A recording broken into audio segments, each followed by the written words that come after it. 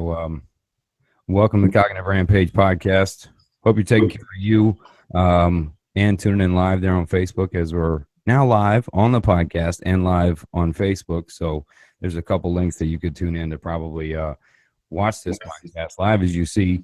Now, the guest on the show, I'll let them talk more about their lives themselves, etc. But for me, the way I came upon him is I've been following Standing Rock and the NODAPL protest for a while. A friend of mine, actually, Jessica Diaz, I noticed, I went to high school with her a long time ago, and I noticed she was pretty active in that activism too. And it pulled me in. There was articles that she was sharing. I got deep into it. I'm also, I have some Native American, heritage that runs in my family. And, it's that movement's meant a lot to me. And then I saw these two guys just say, you know what, we had contemplated talking on the Tribe of Change about going up to this protest. And actually now December 4th, Michael Wood Jr. and myself and a whole bunch of his crew are going to meet up there December 4th. So I can't wait to link up with Michael Wood Jr., who's been on this podcast, who's an activist in many ways. And we will be up there. But before that, for me, you all went up there on raw spirit, on raw movement, I'm guessing. And I saw your videos. I linked up, you jumped in the Tribe of Change real quick. And we tried to go live from there. But they'll tell you, we'll get into that. But I will introduce you eventually. This is Blair Avery and Kevin Belcher. Welcome. Hey, thank you for having us, Adam. No, I'm glad we could finally connect. I appreciate you trying to work us in up there when you were live. But before we get into kind of that, tell us where you guys come from. Where, not really what led you to the protest, but before that, more about where you guys come from. Little history there. Well, I'm a filmmaker, and me and Kevin went to high school together in Etowanda and Southern California. So that's where we're from. That's where we are.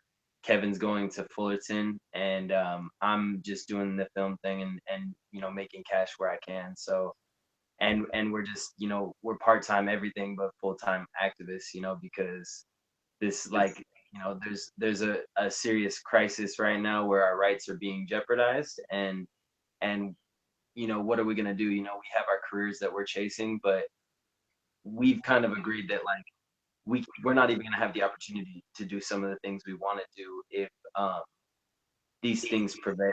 These problems with society, we don't solve them. So that's kind of where we're coming from. And our page, Insurgency Now, is still very new. We just started it up, but it was started out of a necessity. It was out of a necessity, both personal, where I personally am a teacher, an adult school teacher who sees a lot of these major issues reflect in the classroom, be it the policies that are being enacted with the Trump presidency to DAPL. And so it's very real. It's very it's something that is confronted in my classroom every day. And so we had to go to North Dakota, to Standing Rock, to see what is really going on. Well, and be a recorder for these for the indigenous water protectors who are really, true warriors and true heroes in every sense of the word.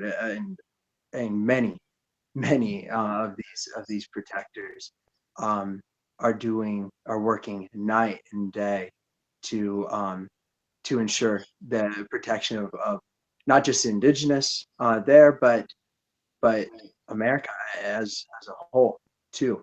And so this is definitely the least that we could do. I appreciate even talking like that, but I like the story of two best friends that grew up together, that were kind of moved by something that pushed you enough to drive there. Look, there's people that post, right? I'm one of them that posted about it. I couldn't say that you all perhaps it had to inspire me. I mean, Michael Wood sent a little invite, hey, you want to? And, you know, you guys had went, and I, you know, I'm in, I'm fucking in, man. And so the fact that, you know, you all inspired me like that, and your story to it, I love that connection between two friends that feel a movement or something to change, that can see the future, that can play chess longer. The rights may start here, but where do they end? And moving, you know, to do something about it. So now walk me through getting ready to go. I mean, was it a week plan? Had you planned it for months? Was it 3 days? We were tentative about it up until just hours before we left. And I think that for many people, it's something the same. You know, of course we went and made sure that we had all of the materials that we needed, but that's just a start. What it really calls for is a mental preparation. You know, and I think that it was very important that when we were heading over there, we were getting all set and ready to go on Sunday, November 20th. And that, if you're a water protector and following this, that's a big day. That's the day in which they were using the water cannons on the protectors, and had many civil rights atrocities done that night. And so as we're packing our bags, this is what we're looking at, you know. And we had that pit feeling that, you know, is this really what, you know, are we ready for this? Not just, you know, not just in materials, not just in having the tent, having the sleeping bags, and, you know, having food, things like that. I mean, to what extent are you willing to get involved, to or possibly to sacrifice for this, even if we were going in as press, you know? And so it was a challenge, and it ended up just being, you know, again, going off this the friendship that you mentioned, it ended up I was getting nervous about going, and Blair told me that he was going to go either way. And so I was gonna ask. My question was gonna be, what was the final thought? He's talking about. What was No, the I was. what was the final thought or the final push that was like, this is it, we're fucking in, we're going? Well, that was kind of what it was, because like I was stressed out the whole day on the way. You know, like the day before. Just, you know, it wasn't just, you know, your own self doubt. It's like a lot of people in your life telling you don't do it. You know, which is like, you know, they have a point. You know, they have a point. You're going to country, and you know, like, you don't know what you're getting into, but everybody, the whole media says it's dangerous. You know, and I kept having to remind my folks, like, no one's died. You know, it's for a good cause. You know, we're not going there with weapons. We're not, you know, if this was the 40s, we would be going to war for our country to defend freedom. Even if it was the 60s, they'd be telling us we're going to defend freedom and die, you know, and fight. You know, we're not going to fight. We're going to pray. We're going to, you know, do things that are peaceful and make peaceful demonstrations in the public repeatedly, because they're trying to snuff us with this illusion of violence. And that's not what the movement's about. So as a filmmaker, I felt the need to, you know, try and capture the character of the camp, capture what is actually going on there, and not just the direct action, because that's what everyone's seeing. Everyone's seeing the violence, and no one quite knows how to understand the violence because they're not there, and they're only seeing the two different sides. The two different sides have radically different interpretations of what's going on. So it was important for us to go and just see it, you know, so that we could report it from our perspective. And so when you drove in, what was the energy like in, you know, in the car and the surroundings? Take me in your drive in. So we tried pretty hard to document this too, you know, the drive-in. And at first let's fucking do it. Like, this is, you know, our hearts are in this. Let's, Yeah. you know, let's go. And it's I'll tell you what, Adam, it's a long drive from North Dakota to from California. And that long drive is not just physical, it's emotional. You recognize, we are doing a lot of live videos and getting a lot of feedback from people too, people who are water protectors who are already there. And there was one comment in particular. Somebody said that you are going to one of the most spiritual places in the world right now. A place that is truly enlightening, and you will be changed. But you're also going down the rabbit hole, and we had no clue what that meant. But we would, and it started to become real when we're going through the snow, and we're getting into South Dakota and creeping up on North Dakota. Seeing that, there's an energy that you can feel. There's something that as you get closer, it's probably, might just be recognizing that you're about to go into this very real war zone, this very real battleground. And it's not just the energy, it's also you're seeing cops. Like you're seeing cops lining the roads for like literally 50 miles before you get there. They're probably screening license plates. We pulled up to a gas station about 2 hours out and met everybody there was basically going up to Standing Rock, and it was this beautiful moment. All this, like, it was at first, like, are you going up there? Oh yeah, are you? And then oh yeah, like talking and like exchanging information, and then so some of the people we met, we ran into again once we got into the camp at this casino, at the casino that's they let us in on the fact that when they had left that gas station on the way to where we are now, they got stopped by cops for going 82 in an 80 zone and searched. And this is a woman in her 30s and then her 60-year-old mother, and the woman had a Standing Rock t-shirt on. So they knew where she was going, even though she said she was headed to Bismarck. They were trying to manipulate, or they were trying to, put fear in them, they told them don't go, like it's not what you think, and they put them in two separate cars. They searched all their stuff. They, kind of harassed them and then left them with a warning. They really, it was not to actually enforce the law. It was to enforce the fear around the law right now. So when you say they were stopping you or stopping people from coming in, who are you referencing? The police. Like, is it local? Is it federal, state? What? So the police that stopped, who stopped this lady was actually Wyoming police. So we're still two states away. Mm-hmm. But this is when you're coming in with California license plates and the back of your car is filled. Yep. This is something that that the police are very aware about. Going out there, and they're very aware of this single road that goes out to Standing Rock as well. So I mean, so they're setting up. So you got states surrounding the state, even defending, the protests from continuing or getting larger. Right, and that's the important, bigger picture that we need to convey to every American, is that no, this is way bigger than you think it is. It's not just Martin County PD. No, we were at a demonstration on Thanksgiving that hundreds of police officers showed up to. I mean hundreds. I mean at least 200 police officers were there. They lined the neighborhoods around the area. There were military, or there were, police vehicles. There were probably some like SWAT type vehicles there, at first. Militarized vehicles.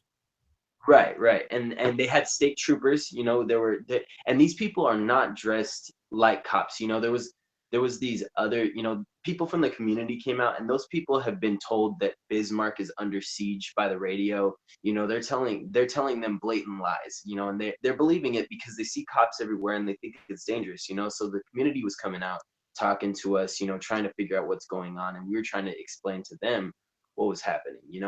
And at that time, this woman was coming out, saying like, what's going on? Why is there all this violence all the time? And we're trying to explain it's the, the cops, and they had this cardboard sign that said "Protect Our Blue," and I was like, "Ma'am, no one's dressed in blue here.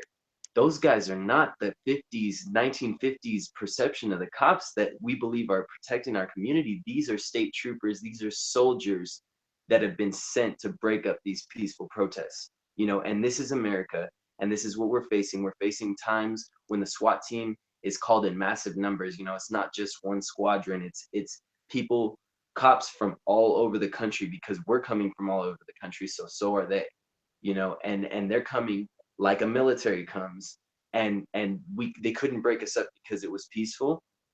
We weren't making any problems except for stopping Main Street. But so what they did was they started to tackle innocent individuals, and that were actually not even part of the protest. They were spectators in Burger King parking lot, and one was tackled, and I turned on my live stream, so I have a video of the initial reaction where we saw somebody get tackled. Seven people dogpile him, and he was just a spectator. And then at that same time, as I start to film, we see another cop run up and tackle another person who's holding a sign like this, holding a sign, like they get hit and the sign falls on the ground, and then 7 people tackle him. And then all of a sudden the cops who weren't carrying these assault weapons, all of a sudden they all have weapons and they have live rounds strapped on their chest to intimidate all of us, and they start closing in on us. All of a sudden we realize that there's hundreds of them where we thought there were like 50, and we're seeing buzzes on our phones saying like, get out of here, there's illegal protests, everybody's gonna get their car towed. So yeah, it's just crazy. And that's what we have to convey to the community, is they're literally combating us with militants, military tactics. And I think to expand on, on those police too, it's, even though we're in 2016, it's not like having actual police sent to a protest is impossible. In South Carolina, on, I believe it was November 26th, I might be off by a day, there was a KKK rally and protest in which police, not SWAT teams, not riot gear, police escorted these KKK members through the community and actually walked with them, protecting them from the majority African American community, right. that was right beside them, walking with them, and telling that, being, protesting their protests, of course. But when we were there in Standing Rock, in this little city and that is, it's a very small, for a pretty small city, and there is no traffic. It's Thanksgiving morning at about 9 a.m.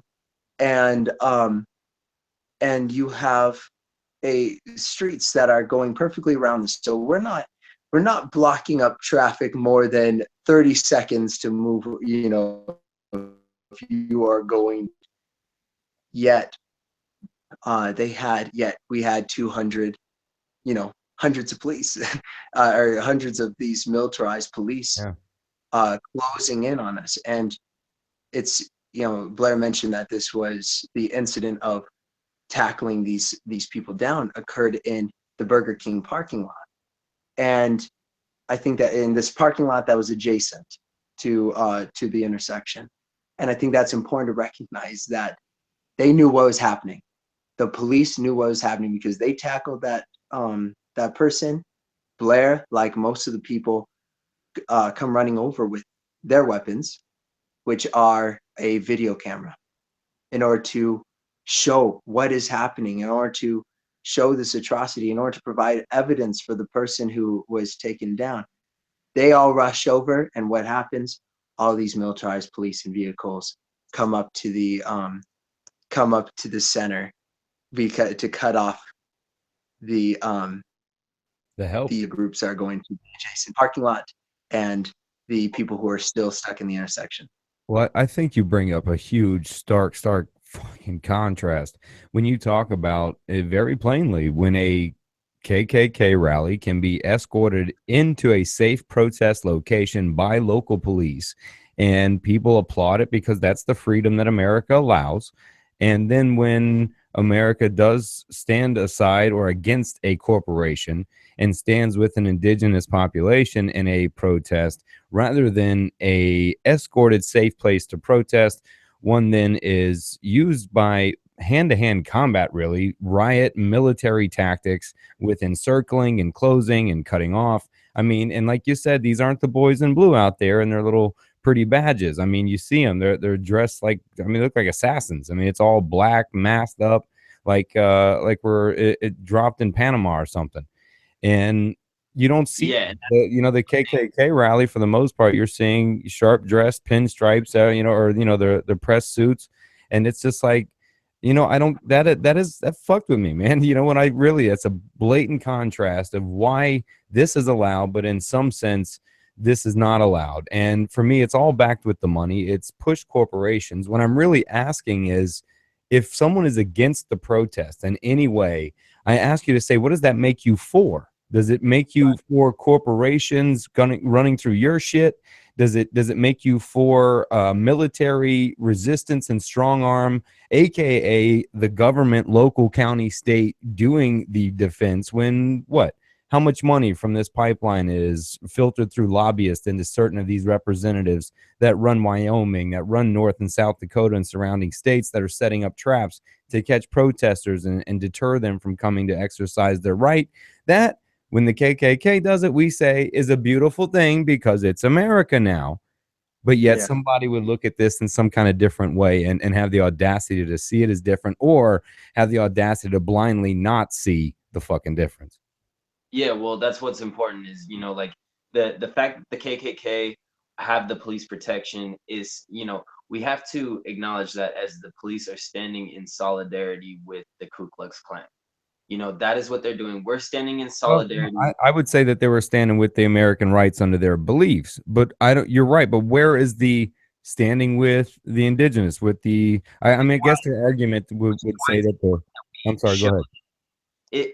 The thing is, it's important that we make that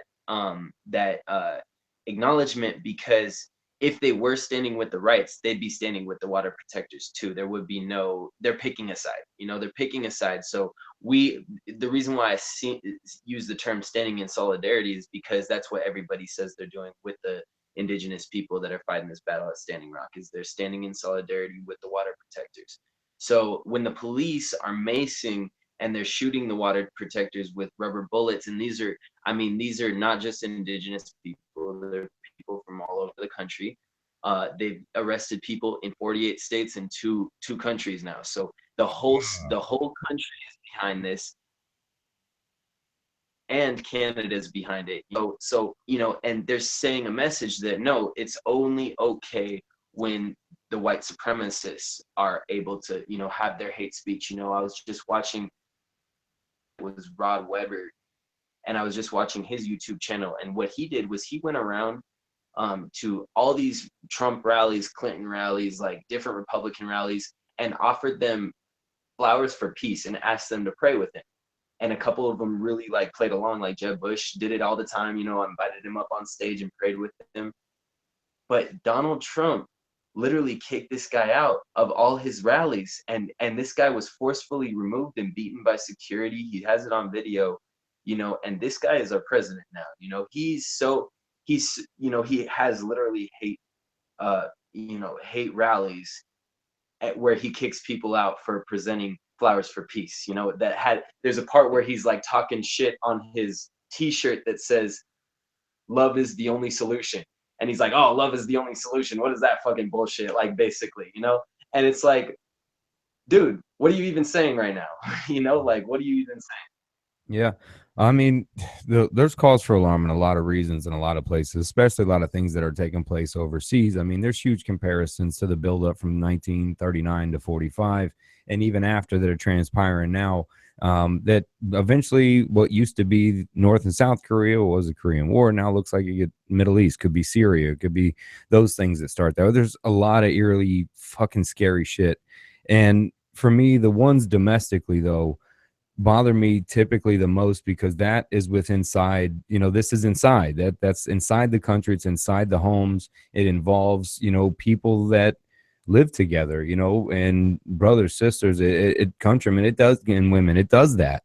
And so being at this protest, and the peaceful protest that was going down, was it, or is it more or less law trying to incite riots, trying to incite violence to, I mean, is that really what's happening?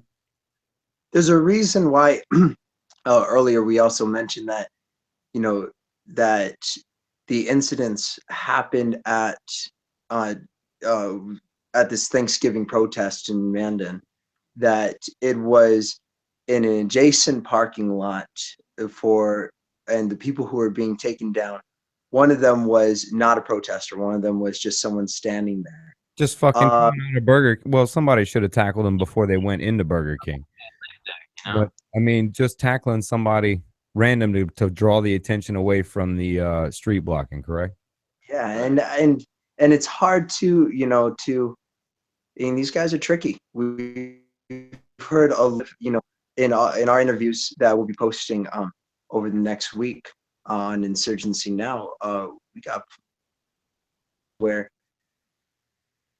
these water protectors show, you know, how tricky these militarized police can be. They are very smart, and part of that is because these tactics, like you mentioned, that we've been seeing over or not seeing over overseas, they're here.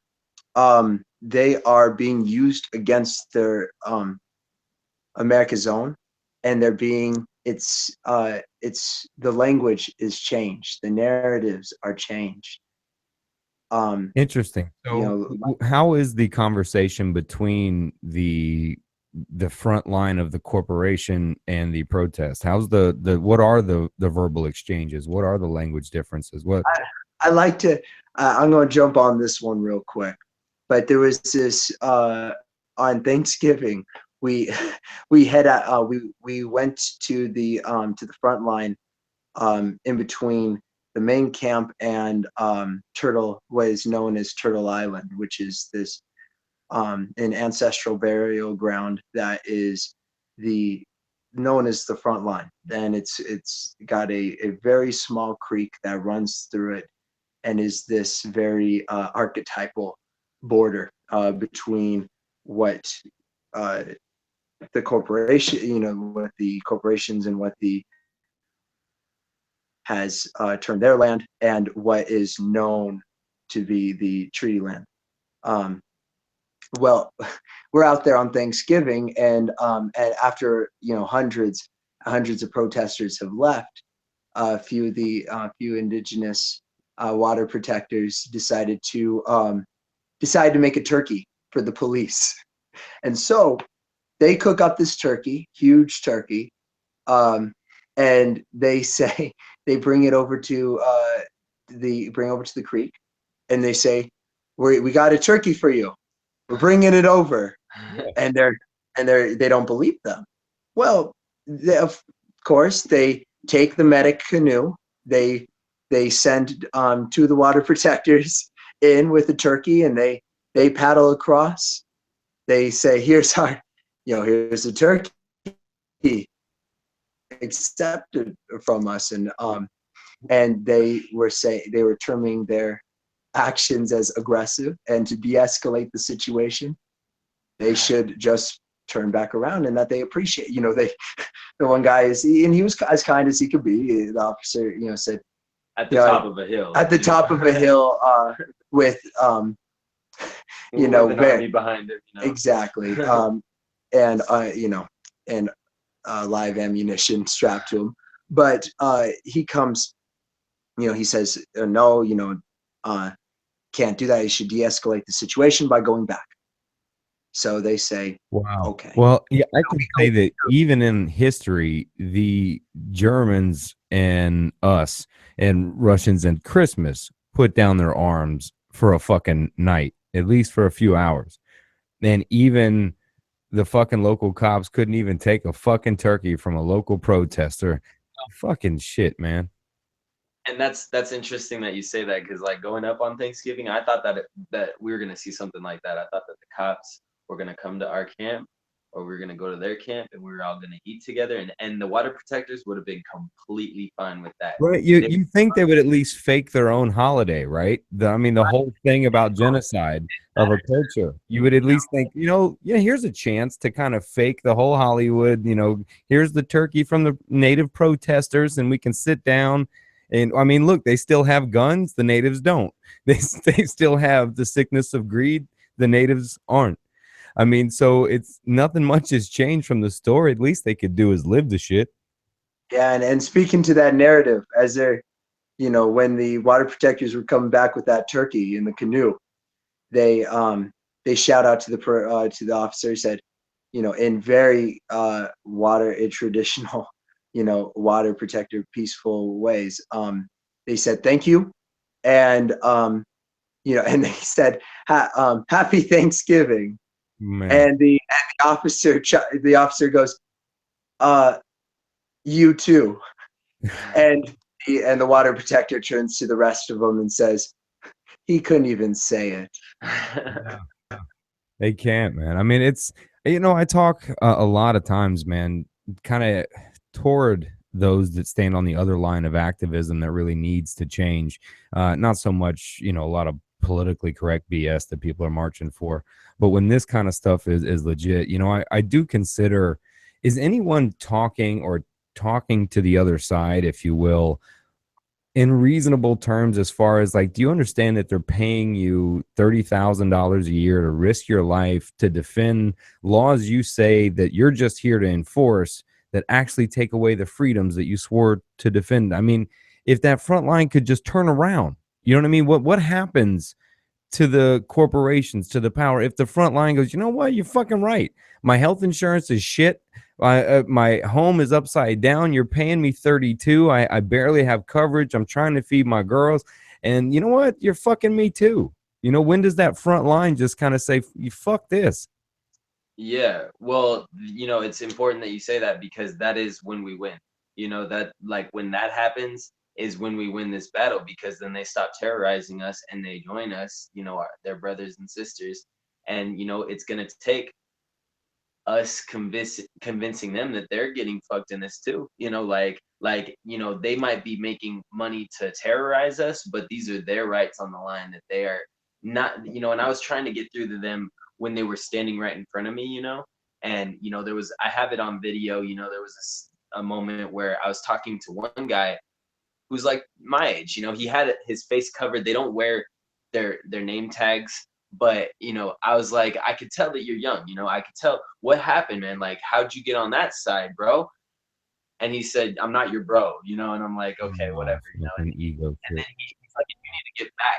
And I'm like, dude, I'm standing on a sidewalk, and I'm like, we're not in a cage here. I know you guys feel uncomfortable, but we're here to demonstrate. We're not here to be in the box that you give us, and then he pushed me, and I was just like, Yeah. really, like, it's that serious that you're going to put violence on me because I'm speaking to you, and so So he at just the end of the day, flat out commits an assault. right, exactly, That's and if that would have happened to me at a bar, it would have been way different, I probably would have gotten upset, and maybe there would be an altercation, but like, obviously I know that's what they want, that's yeah, what they're yeah. didn't like in check at that moment.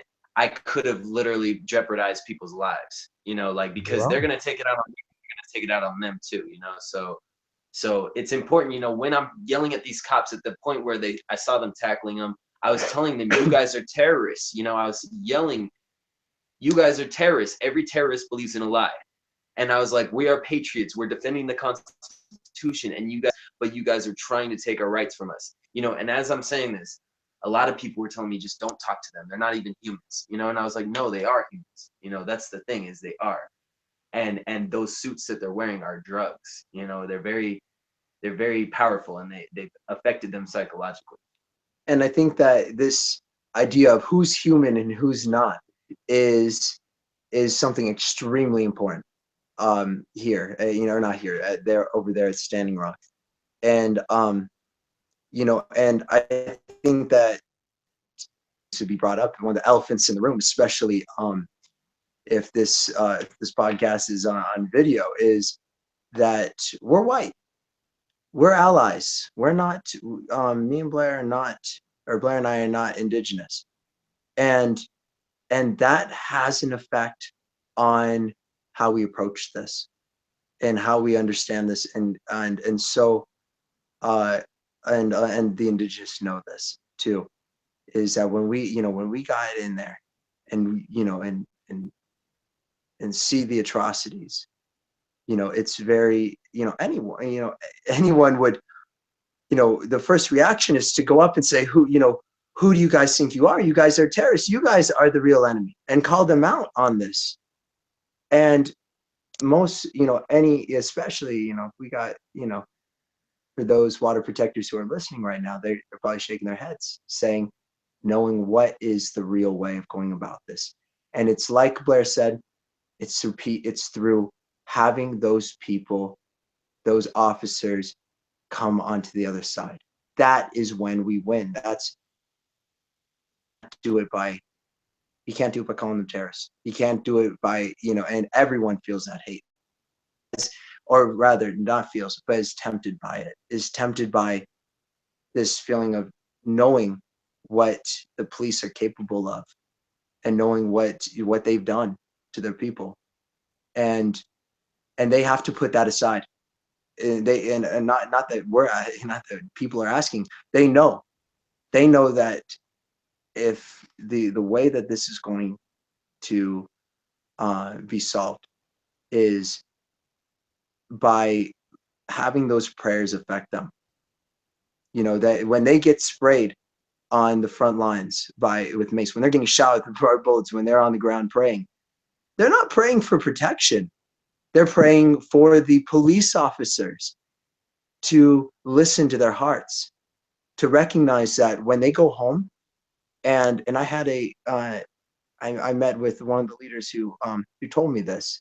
He said that he hopes that when they go home and they get to, it gets Christmas time, and the police officers are able to buy their kids, more presents this year, for all that overtime, and putting their lives in jeopardy. He hopes that the kids ask them, did you win the war?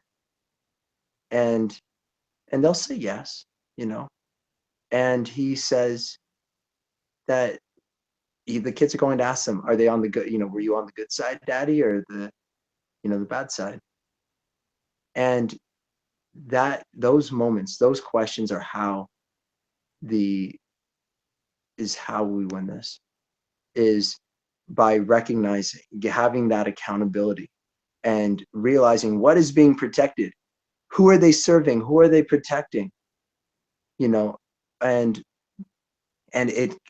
this relies on those officers, those people, not turning in their, not necessarily turning in their badges, but joining, following their heart, following what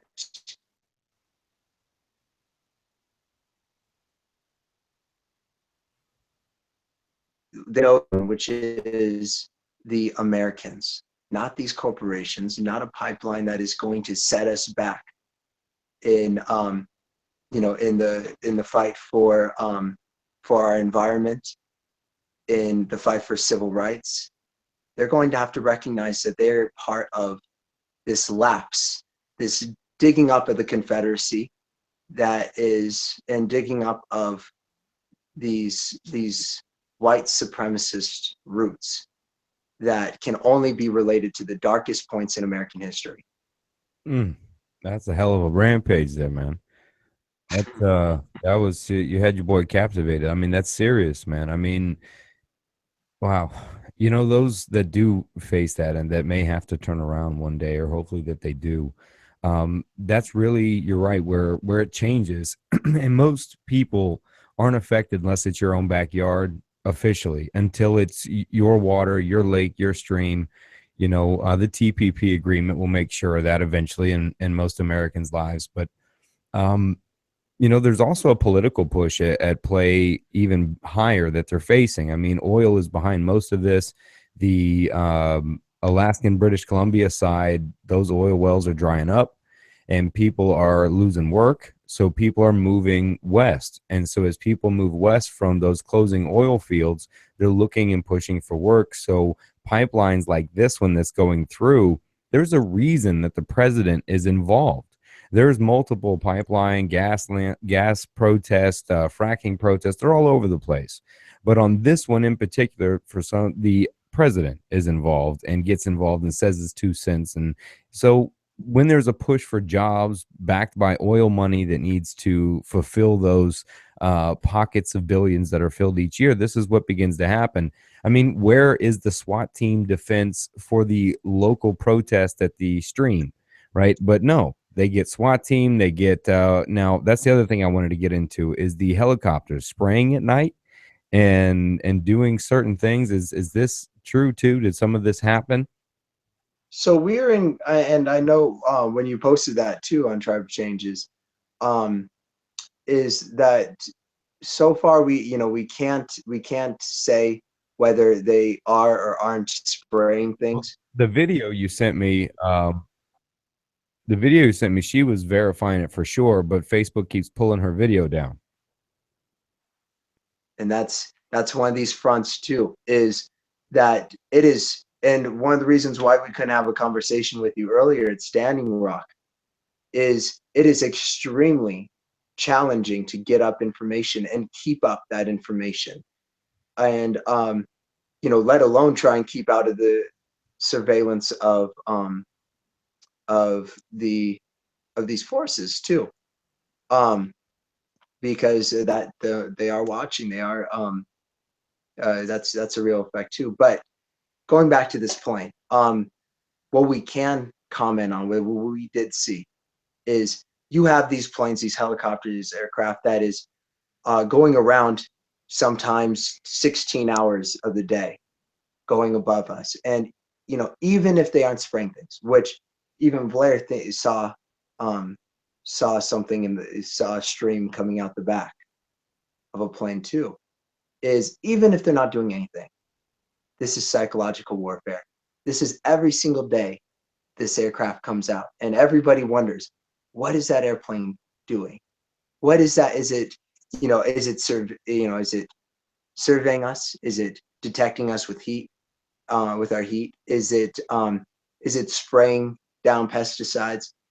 Is it Either way, you said it's mental warfare. Like they could be dropping water out of that shit, and it wouldn't matter. You're right. It's tactical. That is a very tactical. It's a military front. I mean, what do they need a fucking half tank for? You know what I mean? Like, there's no. This isn't necessary out here. But I did also notice that the Army Corps issued all protesters to leave by December 4th. Correct? December 5th, yeah.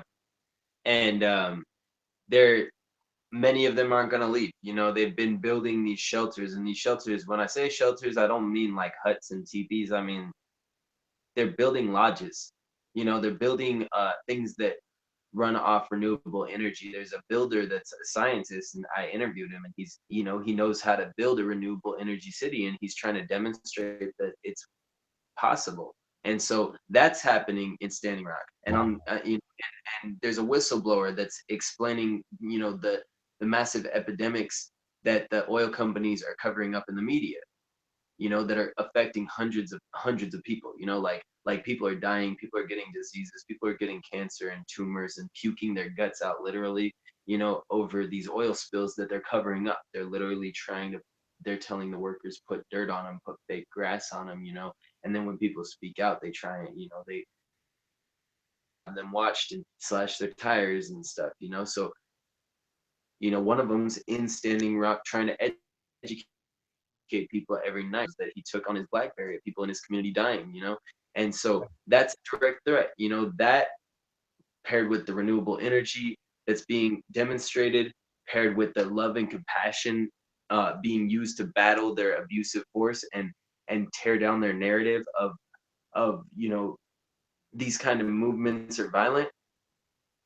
it's all posing a huge threat to the establishment, which is a group of corporate entities that have seized control of the government through buying elections, seized control of the media by buying out all the media sources, buying Reddit, buying, every way that we communicate, imposing all these restrictions and all of these ways of spying on us. Literally, our government spying on us at all times, and so all these things.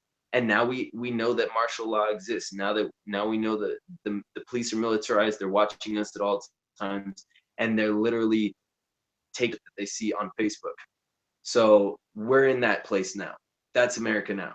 And now we have to organize the resistance to defeat it with intellect, because we don't have as many weapons as them. You bring up a huge point about, the change, about enforcing that change. You don't have the military to enforce it. Um, man, that's odd. I was you set me off on a point, then I heard that.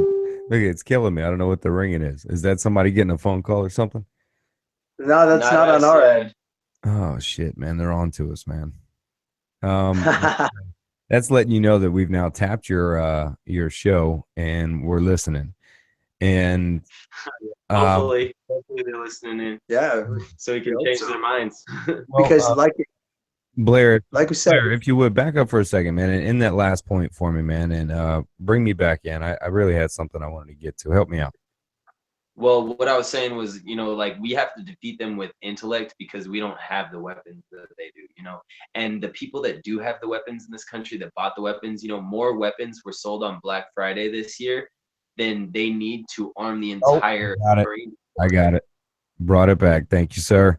You pointed out something very, I think, dangerous in what you were saying that's important to get out. Is you said it proved that martial law can easily be enacted. And for me, that rung home, because for the Army Corps to announce what will happen at this location, regardless of state police or anybody else, to put that threat out there, that is essentially martial law in action. And at one point, Obama stops the build, stops the oil pipeline from going through. There's this somewhat of a reward. And I don't think for a second that wasn't an announcement made to make everybody think it was all over and go away. You don't have to come up here. Let us get the social media blackout in place. Once we got that part out in place, now, well, damn, everybody's still fucking here. And now they got to say, okay, now martial law is into effect. And when motherfuckers really take a real look at what the fuck that means in this country, that means at any minute where you're living at, where you're staying, all of a sudden, it's just martial fucking law. You're 2 steps away from a dictatorship and a party takeover. I mean, this is legit, man. If you oppose their agenda, right now, we've been in martial law for a number of years, okay? Like, it's not something new. They've been militarizing the police since the early 2000s. They built all these weapons to go to Iraq. Well, and the drug war allowed that. When the drug war got implemented, every police department became militarized legally after that and was funded.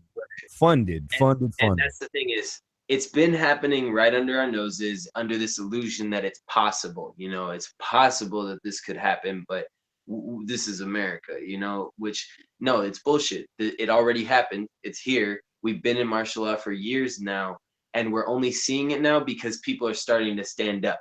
So it's been quiet because, we have a president that hit the most important thing he does for us is calm us down when we're angry. Obama won the election because he said he was going to end these wars. He said he was going to double the Peace Corps. He said he was going to stop, shut down Guantanamo Bay. He didn't do any of that shit. Any of it. He didn't do any of this stuff, and he got Obamacare passed. He built jobs, but they've been descending since he got elected the second time. Well, but by the time Obamacare was put in, it was chopped to death anyway between what it started out to be and what it was. I mean, so both of the parties are working together. They're both behind the same corporate entities. This is a long operation that they've been building, dividing us right down the middle for years. For many years, they've been using each other to swing left, swing right. Virtually whatever they want is what they're gonna get in the election. They hire actors to do it. They hire TV stars. and you know, they keep us divided on these social issues. They impose racism on us, white supremacy. They impose all these things to keep us split apart, you know, because if we weren't split apart, you know, and hating minorities or hating the rednecks, you know, then we would realize you guys are the ones fucking it up. The thing that they're afraid of is I us think knowing. you're right. Bro, that's the rampage is about that, man. You're exactly right, man. It's the idea of distraction. It's the okie dokie. Look over here, the rope a dope. And the problem is they put it out on real sensitive issues. And so they keep a sensitive topic between, you know, feelings like race or anything else that really touch home with people. So when they're defending them, they really mean something. I mean, and people will literally go to war for that. And you stay distracted while they continue to rob. I would say, look, the Republican and the Democratic Party are in the same party, then the party of rich and powerful. That's the power. That's it. There is no divide there. It's just the power, the parties of the rich and powerful. That's it. That's the only political power. And the fact martial law is moving in there. You're looking at what you said, 200-300 militarized police in this location. How many people are there protesting? How many protesters, protectors, as you referred to them? What's the population like there and the numbers like there?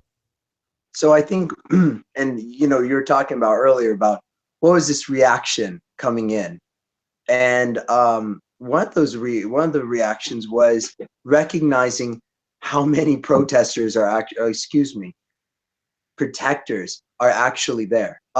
We kind of lied to our loved ones and said that you know, we thought that there were maybe 1,000 people there. And you know, when we were planning this out, trying to make them feel more comfortable, we were expecting maybe a couple hundred. Got there, and the minimum population that they were counting was 8,000, when the number of protectors that you know, who knows, it was in like the you know, pictures that even that we posted up on Insurgency Now, you know, show this long line of tents, of teepees, of this entire community, this small city. It completely contradicts what the, you know, what the media is talking about. And of course, you know, you don't even have to mention the media blackout that has followed or has not followed Standing Rock.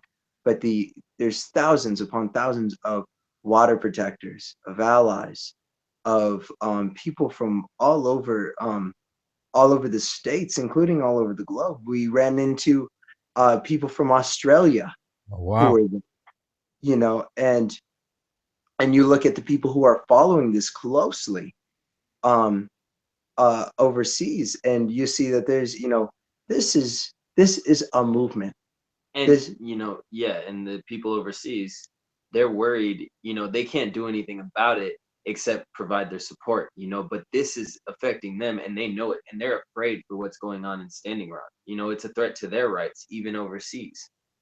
Yeah, because if America can do the atrocities that we see happening to indigenous people, you know, to these water protectors who are coming out with candles, who are coming out, you know, being shot with rubber bullets, maced, pepper sprayed, shot with water cannons, this and charged, you know, that's crazy, man. terribly, you know, with tons, you know, who they're, if they get pushed, you know, if they get pushed out of this camp come December 5th, they're going to be facing charges for, you know, simply protecting water. If America can do this to their own people, you know, what does this mean to the Middle East? Well, What does this mean to the world? You know, yeah, you draw huge correlations. Sorry, man. You exciting me, man. It's the truth. It gets me all ramped because you're right. The overseas people are paying attention because they're thinking, all right, if in fucking America they're letting their rights get taken away and the people can't do shit, and we live in a place where it's not America, we still may have freedom to an extent, but holy shit, you know, and I say it a lot, and Lee Camp really turned me on to it, was the TPP changes everything. That partnership agreement allows governments to patent natural existing things such as plants, etc., and eventually will be water and certain cures with those plants and compounds. And TPP will allow corporations to trump local communities and protest to push forward corporate profits if it's in the best interest of the company over our Supreme Courts, you know, and people don't realize the freedoms, and they push these. And oh my God, and on these front lines, these water cannons, I saw a report of a girl's face almost being brutally bruised, and people being hit with rubber bullets, etc. I mean, this is this occurring often? Is this rare? What's the violence like up there when it's incited? So this is, and this is a you bring up an extremely important point, which is how much, you know, how often is this happening? This is happening extremely often, but not necessarily some on Sunday, November 20th, where we didn't just have the water cannons being used, where you didn't just have the water cannons being used against the peaceful protesters. You didn't just have the rubber bullets. You had concussion grenades that were sending shrapnel into people around, where they are trained that if you hear that break of glass of a concussion grenade, you drop down to the ground. And this is, one woman is, from what we've heard, she might lose her arm. She might have already lost her arm. This concussion grenade. Kevin Gilbert posted pictures of when that happened on the 20th. You also had, you have people we interviewed who were stitching up their friends' heads from being shot with rubber bullets. Now, and to get back to this, this is when you have the live actions on the front line get violent every once in a while. Maybe, we hear about maybe once a week. Which is a lot. Is a lot. Incredible amounts, like it's not to take it away. But then you also have people who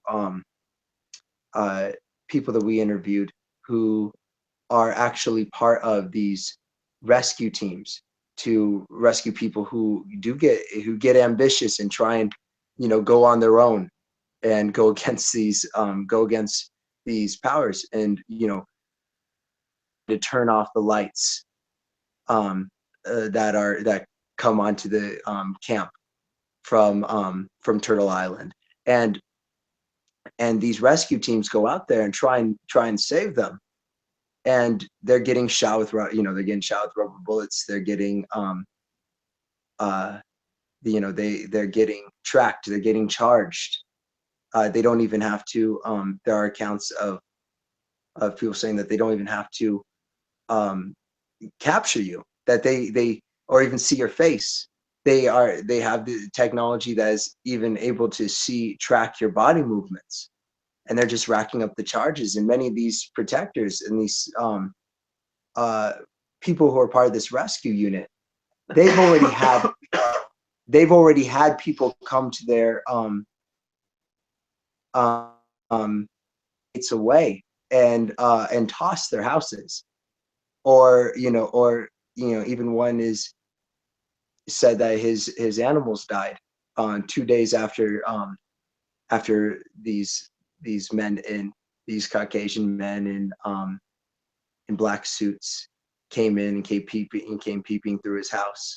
So they're fucking killing people's animals in a local location. So they're making it uncomfortable. And literally, I think sometimes so much attention gets paid to the front line of the protest itself that people forget and back up and go, okay, what are they really protesting here? That we don't want a very high percentage oil pipeline of pollution, which leaks high percentage leaking and catastrophe spills going through land that was promised to us by the United States government, that which now a corporation can trump the Supreme Court Constitution, just like the TPP I said is going to allow.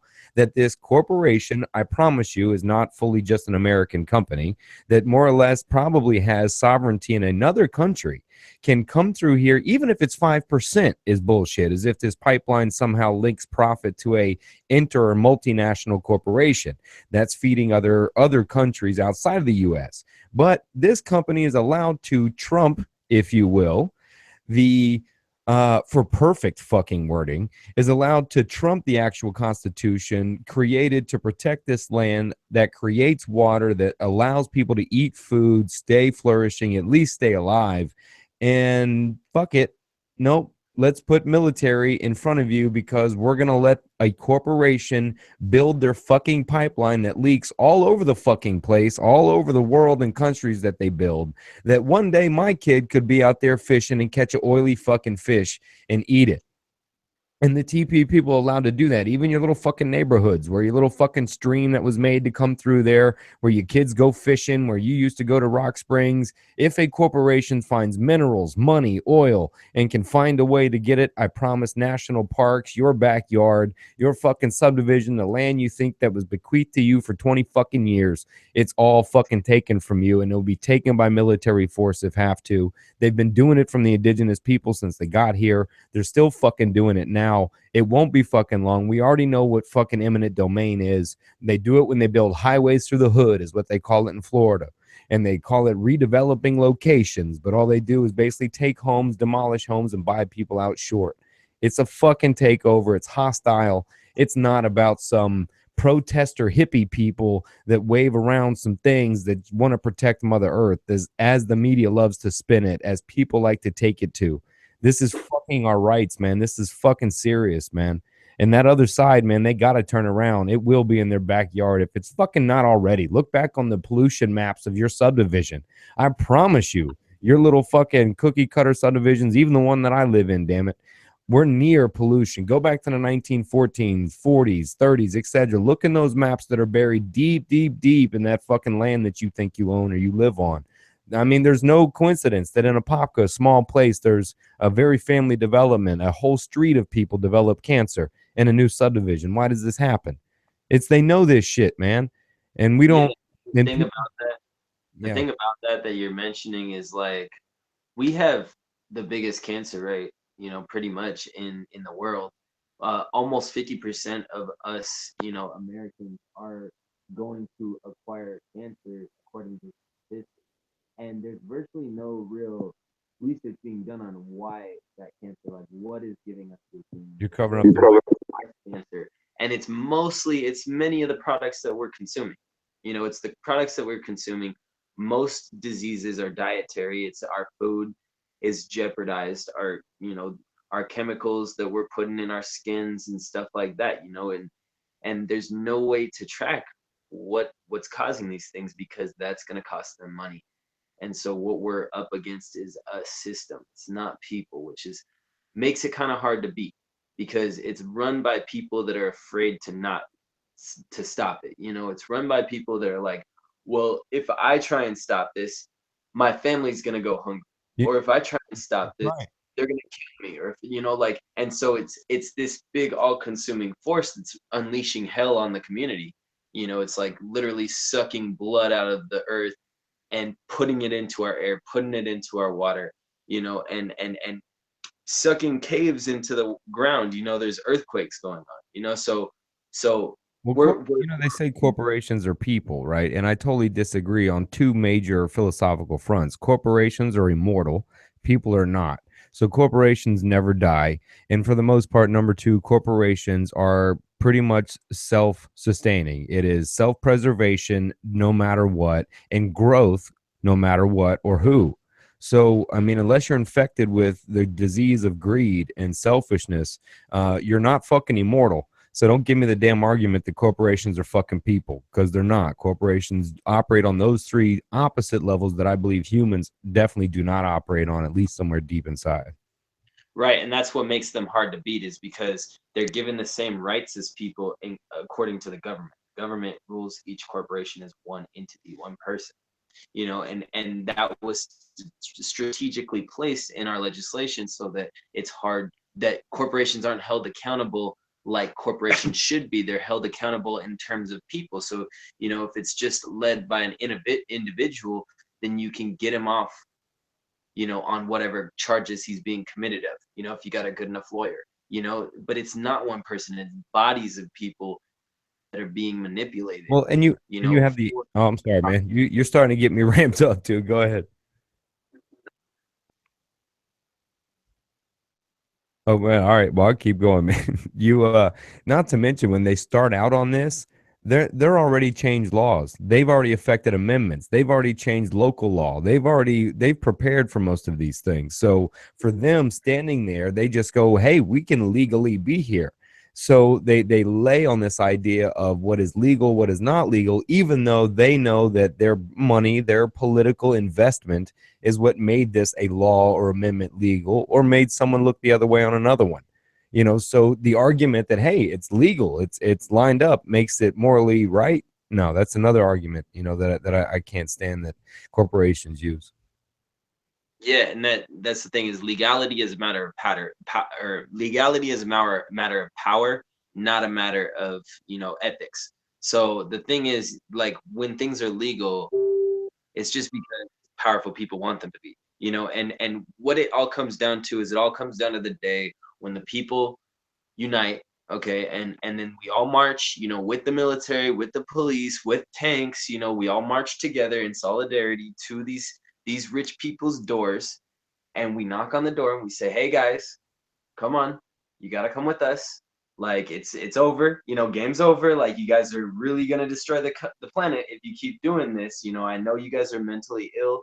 You've been strapped with all this greed that's not You just got to be careful with the subjective word rich because that can lead into some scary I things. mean, I mean unhealthily rich. I mean multi-billionaires I that would are, lean toward the ones with power first. I would lean toward the political Chapel Hill or political hill. I think we march to it would have to be something governmental to where well, you know, think about it like this. The government is serving them. That's what we're understanding about Standing Rock, is the government is just a device. It's the pawn, you know, and we're looking for the king and queen. The king and queen are the you know, the Walton family. They're ones that are literally controlling this, that are putting all this money, that are creating the legislation like Citizens United to buy all these elections and buy all these politicians. So we have AKA to get Koch them. brothers. They're just standing in their big houses, you know, and they are mentally ill, you know, and their illness is affecting all of us, you know. So we have to come to them and say, hey, look, you know, we're not going to punish them in the prison system that we have now, because we need to reform that too. We'll probably put them, you know, once we can convict them of all these war crimes and all these things that they've done, you know, to stop renewable energy from taking place, to destroy the environment, to muddy the waters around what we know about climate change. Then we say, hey, we're going to put you, you know, like in Sweden's prisons, you know, it'll be a nice area, but you can't be part of society anymore because you're dangerous, you know. You have thought this out, my brother. Well, that's what it is, you know, that they tried to do this with Napoleon because he was ill, you know, and they came to him and said, this is an intervention, you know, you're going to jail. And he ran away back to his country and started 3 more wars. That's what we're up against, you know, that kind of illness. But Yeah. I think that, you know, we should also interrogate this word of illness too. You know, is that this isn't something, you know, that we're not talking about, you know, we're not talking about an actual illness. What we're talking about is perspective, you know, and I think that this illness is, it's very alive in all of us, and it's in a lot of America.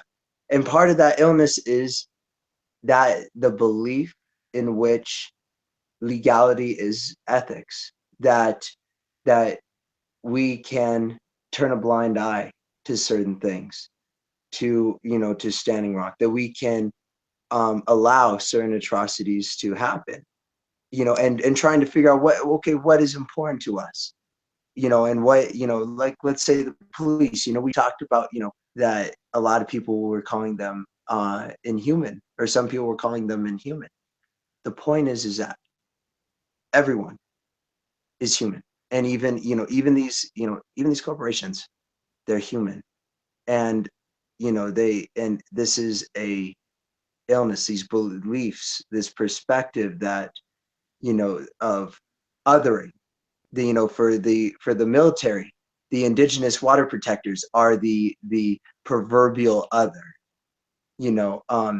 For the for this who we're calling the incredibly, the incredibly wealthy 1% of 1% in our country, who have control over so much of our government, of our policies, of our foreign affairs, of our domestic affairs. These people are, are suffering from this othering as well. That the people are the other.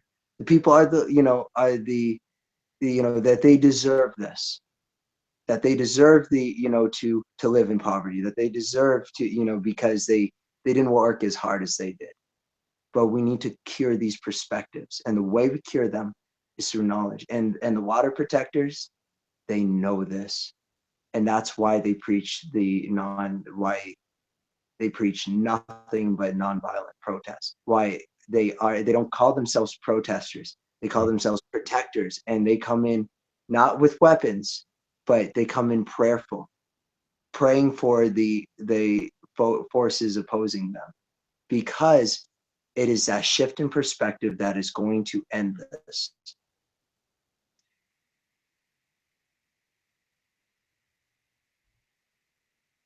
It's Republicans, it's all these binaries. It's the police versus the protesters. It's the government versus, it's the establishment versus the people. The white people versus the minorities. Exactly. And then you can complicate it for a long time. But if we really look at it, and recognize these systems through knowledge, through doing our own research, through having these painful conversations. And I say painful conversations, especially for those who are privileged. And we're part of that. We've had to have those painful conversations. And they're important, because that's how we change it. We change it through love. We change it through compassion and showing what is really going on, and our hope is that people open their minds, open their hearts up to what's happening in Standing Rock, and what is going to happen if on December 5th, when everyone's evicted and they start charging people, and on their court, on their pieces of paper, it's going to say, this water protector versus the United States, versus the people of the United States. Are we really the ones against them, or are we on the same exact side? And if we are on the same exact side, which that's the answer, then we need to be there for them. This is a battle for on a long war that we have ahead of us, a war that is going to be fought with compassion on our side, and understanding and knowledge, not weapons. They got that. They were, they can send a predator to us, and through our basically through our window. That's not how we get them. We don't get them through violence. We get them through having them stop that othering. Man, that's where we end this, man. That's you brought up emotion in me, bro. That's hard to do for some people, man. I that's a good podcast, man. We're gonna drop that there, man. Guys, you're thanks for going out there, and I like the term, we got to change the othering. I think that's a good one. And for those veterans that I know that are piling December 4th headed that way, yeah, I don't think December 5th is going to go exactly how they think it's going to be planned.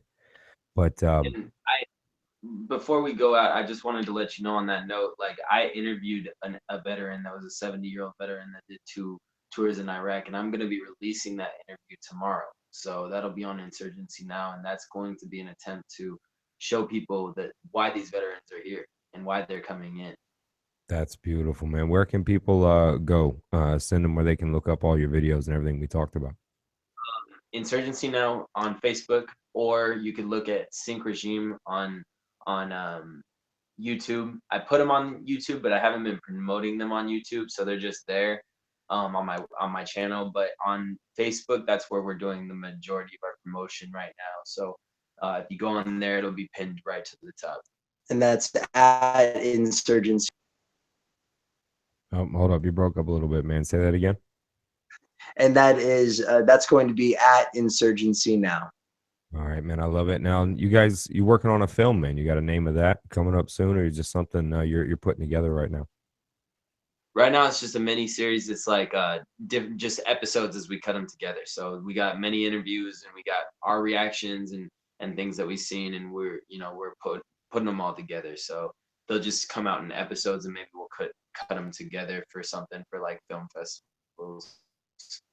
I like it, man. I love the story. Thanks again, man, for going up there, you guys, and sharing this story of what it was like being in that camp, and it's good to see you all, you know, I don't know, involved like that, man. Seeing the younger generation on some movement like that, that inspires me to keep going. So again, thank you all for coming on and sharing. And thanks again for having us, Adam. Oh man, definitely, guys. I enjoyed it, and thanks. We'll talk soon. We'll talk again. Yeah, great. Definitely. All right, guys. Till then. See ya. See ya.